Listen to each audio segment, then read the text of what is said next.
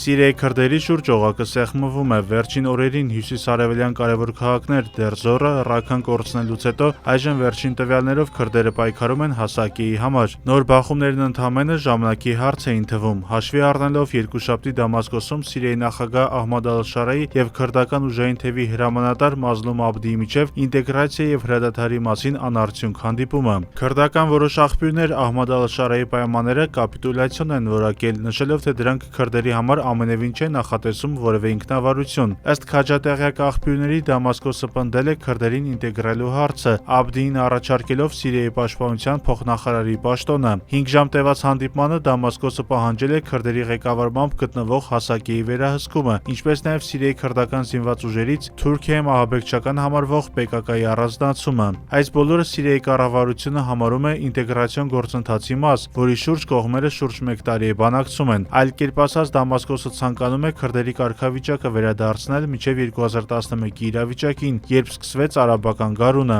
Սիրիայի քրդերը հիմնականում բնակվելով երկրի հյուսիս-արևելյան շրջաներում կազմում են երկրի բնակչության մոտ 10%-ը։ Նրանց դերն էապես բարձրացավ Սիրիայում քաղաքացիական պատերազմի ժամանակ։ Քրդական ջոկատները ամերիկյան հովանավորությամբ գլխավոր դերակատարն էին ISIS-ի դեմ պայքարում։ Նման պայմաններում քրդերը փաստացի ինքնավարություն ձեռք բերեցին, տեղ-տեղ հավակնելով անգամ անկախության։